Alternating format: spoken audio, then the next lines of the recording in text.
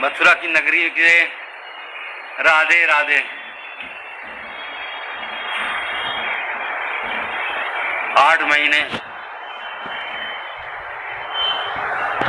महीने का torture.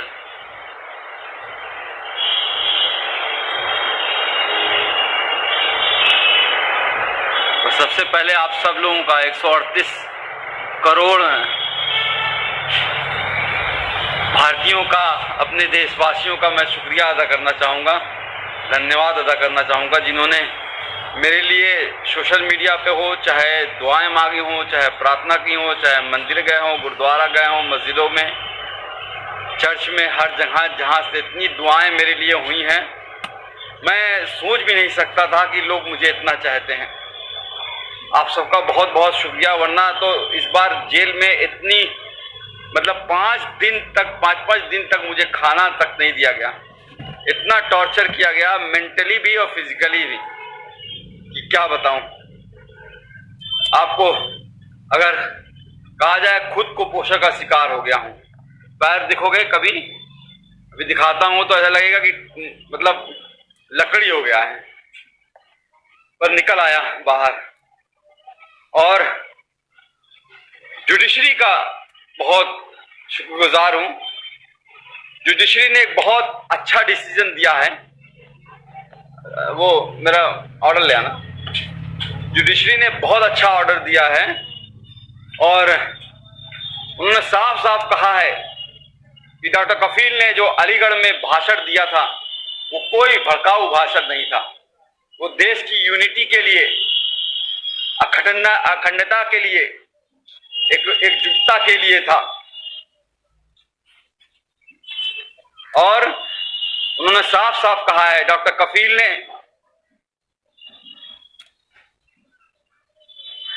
Health पे बात की है, एम्प्लॉयमेंट पे बात की है, एजुकेशन पे बात की है, रोटी कपड़ा मकान पे बात की है। हाँ जरूर है, एनटीसीए के खिलाफ बोला है, एनआरसी के खिलाफ बोला है, पर यह भी कहा है कि जो भी प्रोटेस्ट हो, गांधी जी के अहिंसा के, सद्भावना के साथ होना चाहिए। कोई हिंसा नहीं होनी चाहिए। सबसे मिलकर, भाईचारे के साथ मिलकर सबको साथ आना चाहिए। फिर भी उसके बाद जिस तरह से मुझे टॉर्चर किया गया, मुंबई एयरपोर्ट से पकड़ के 48 घंटे तक इंटरोगेट किया गया।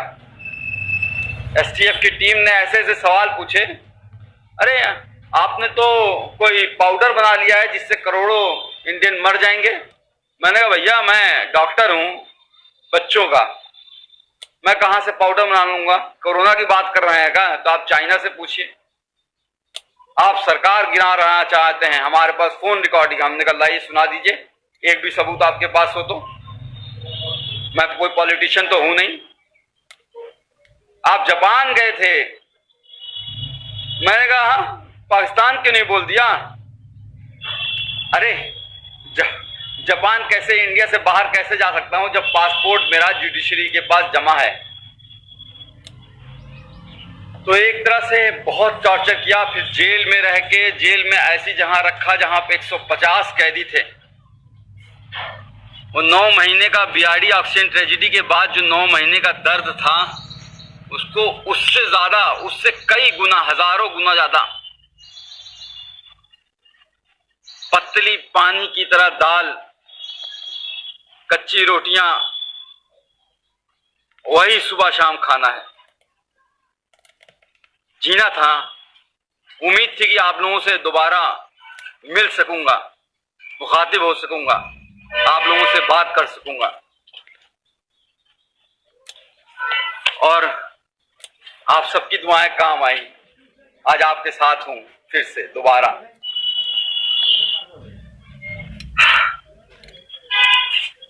हाँ आसिफ भाई, तनवीर भाई, अस्सलाम वालेकुम। मथुरा की नगरी, कृष्ण जी की पवित्र नगरी में रह के बहुत कुछ सीखा कि किस तरह से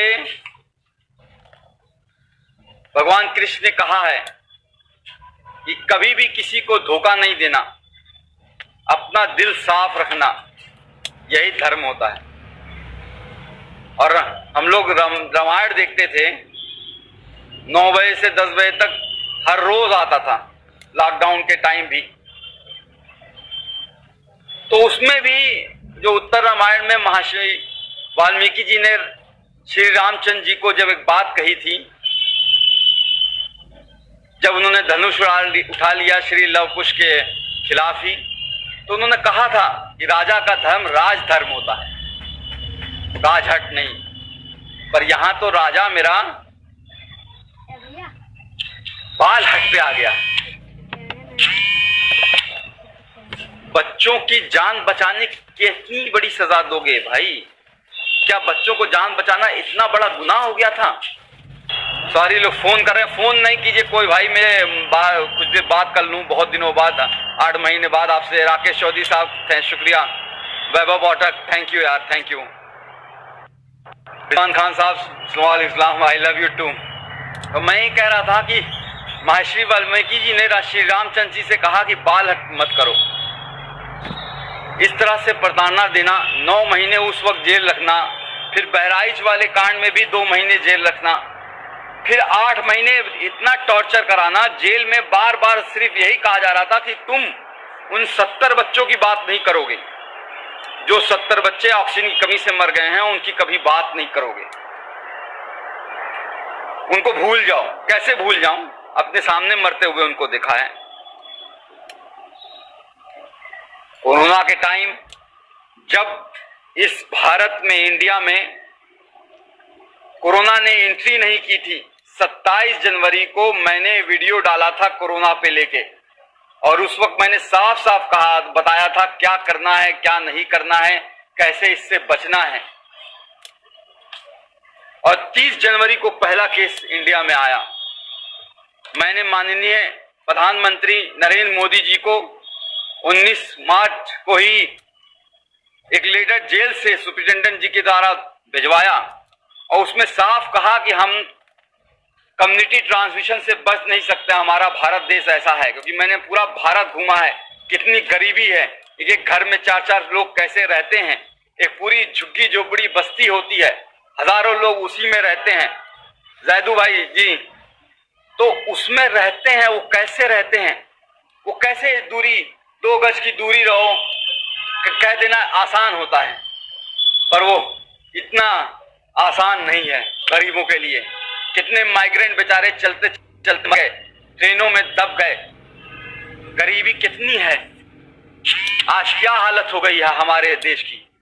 कोरोना वायरस इस तरह से फैल चुका है कि हम दुनिया के दूसरे नंबर पे पहुंचने वाले हैं, ब्राजील को भी छोड़ देंगे। श्री नरेंद्र मोदी जी के दोस्त ट्रंप साहब, और ये इंडिया फर्स्ट और सेकंड नंबर पे रह गया है। 48 लाख कोरोना वायरस केस हो चुके हैं और 60,000 से ज्यादा मौतें हो चुकी हैं। बहुत कुछ करना चाहता था इस कोरोना वायरस के लिए, 8 महीने में शायद बहुत कुछ कर सकता था, पर करने नहीं दिया गया।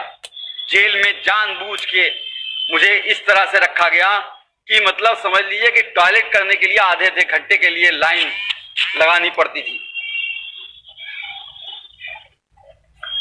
नहाने के लिए आधे घंटे के लिए लाइन लगानी पड़ती थी। गर्मी इतनी हो जाती थी कि कपड़ा पहन के, पूरा नहा के, पूरा बिस्तर बिछा के, बिस्तर को भी भिगा देता था, तब जाके लेटता था।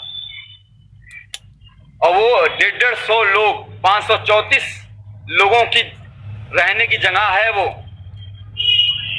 लेकिन 1600 कैदी थे। अब बताइए वहां पे कैसे सोशल डिस्टेंसिंग हो जाएगी?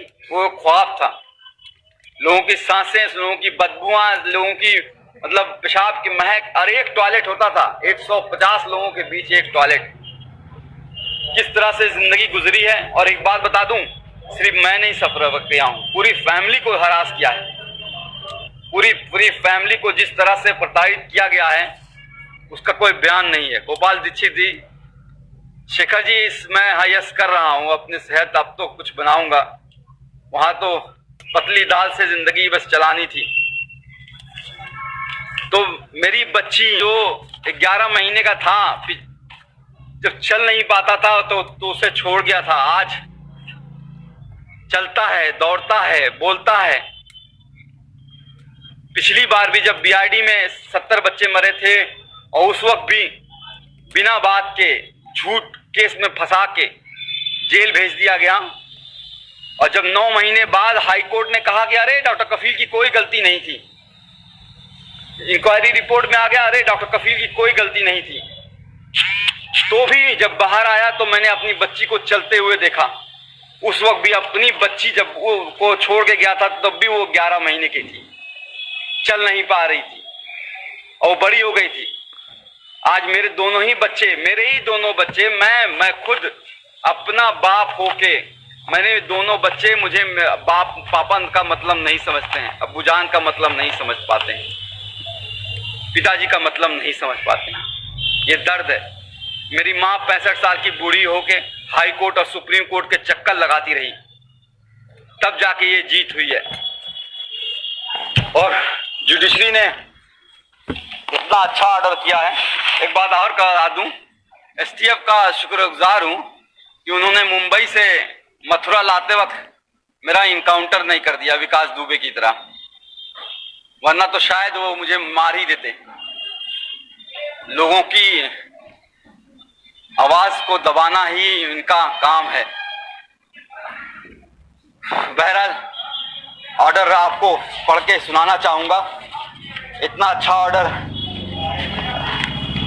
गोविंद माथुर साहब ने